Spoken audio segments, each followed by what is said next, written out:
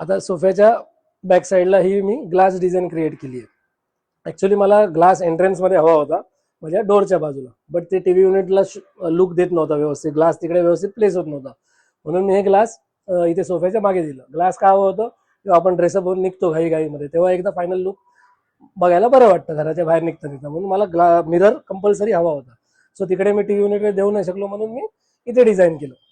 त्याच्याबरोबर हे MDF मध्ये मी पॅटर्न एक क्रिएट केलाय आणि त्याला नॉर्मल कलर जो आपला एशियन रॉयल कलर आहे त्याला डिको वगैरे नाही केलाय, नॉर्मल कलर मी दिलाय. आणि ही अशी डिझाईन आम्ही क्रिएट केली आहे. वरती हे MDF ची डिझाईन आहे. MDF ला ग्रूव मध्ये थोडं डिझाईन केलंय आणि त्याला एक लुक दिलाय. नॉर्मल पेंटिंग केली आहे, वॉल पेंटिंग. सो हा एक थोडा चांगला माझा बॅकग्राऊंड रेडी झाला. सो ही डिझाईन तुम्ही आपल्या घरात घेऊ शकता. याच्यामध्ये अजून वेगवेगळ्या प्रकारचे डिझाईन्स येतात. तुम्ही ट्रायंगल बनवू शकता, स्क्वेअर बनवू शकता, राऊंड बनवू शकता. सो ही डिझाईन आजकाल ट्रेंडिंग पण आहे.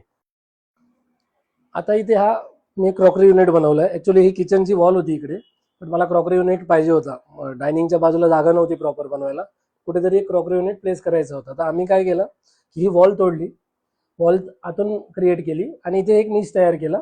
त्याला मी वुडन मध्ये पॅनलिंग करून समोरून प्रोफाईल शटर देऊन ग्लास डोअर बनवलं. तर माझं प्रॉपर क्रॉकरी युनिट झालं. आता आपण येऊया डायनिंग एरियामध्ये. छोटासा रूम आहे, काय मोठा नाहीये. त्याच्यामध्येच मी डायनिंग माझं टेबल ठेवलं, कारण आम्हाला हे कंपल्सरी होतं. आई वडिलांना दोघांना पण खाली बसायचा प्रॉब्लेम आहे, मला पण कधी कधी बॅक पेन होतं. सो आम्हाला डायनिंग हवं होतं, ही रिक्वायरमेंट होती आमची. सो मी इथे डायनिंग एक 4 फुटाचा 4x3चं डायनिंग इथे प्लेस केलंय. त्याच्या मागे हा वॉलपेपर दिलाय. हा कस्टमाइज वॉलपेपर आम्ही बनवून घेतला. याचा कलर मी चेअरशी मॅचिंग केलाय. चेअर प्लस पूर्ण थीम तुम्ही बघाल घरात मी मॅचिंग थोडीफार ठेवलेली आहे, ब्लूइश. सो हा वॉलपेपर आम्ही इथे प्लेस केलाय. वरती मी सिलेंडर लाईट दिल्या, कारण की थोडी त्याच्यावरती लाईट येईल.